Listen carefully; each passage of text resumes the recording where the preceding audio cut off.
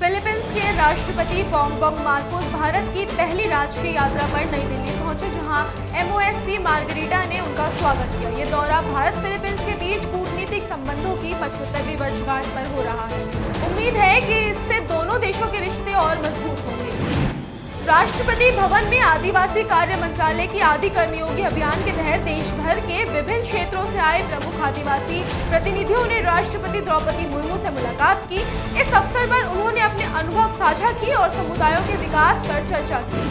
भारत ने UN के साथ मिलकर नेपाल में पोषित चावल और सप्लाई चेन को बेहतर बनाने की नई पहल शुरू की है। इस योजना के तहत भारत अपने अनुभव से नेपाल की मदद करेगा।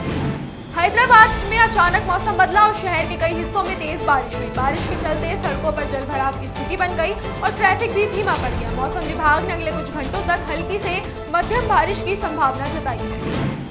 महाराष्ट्र के CM देवेंद्र फडणवीस ने सुप्रीम कोर्ट द्वारा राहुल गांधी को फटकार लगाए जाने का स्वागत किया। उन्होंने कहा कि बिना साक्ष्य के देश विरोधी बयान देना बंद होना चाहिए, क्योंकि इससे जवानों का मनोबल टूटता है। फडणवीस ने राहुल की भाषा की तुलना पाकिस्तान और चीन से भी की। एम्स दिल्ली में आयोजित मेगा ब्लड डोनेशन कैंप 5.0 में TBP के 60 महावीरों ने हर बूंद अहम किसी की जीवन रेखा बने संदेश के साथ रक्तदान किया। इस अवसर पर director medical doctor HC Lingaraj और अन्य वरिष्ठ अधिकारी भी मौजूद रहे।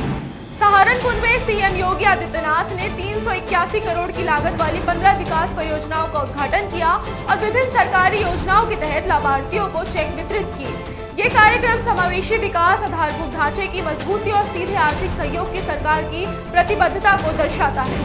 हरिद्वार में भारी बारिश और भूस्खलन के बीच CM पुष्कर सिंह धामी ने आपदा प्रबंधन, SDRF और NDRF और पुलिस को सतर्क रहने के निर्देश दिए। उन्होंने कहा कि जल भराव और खतरे वाले क्षेत्रों से लोगों को तुरंत सुरक्षित स्थानों पर पहुंचाया जाए।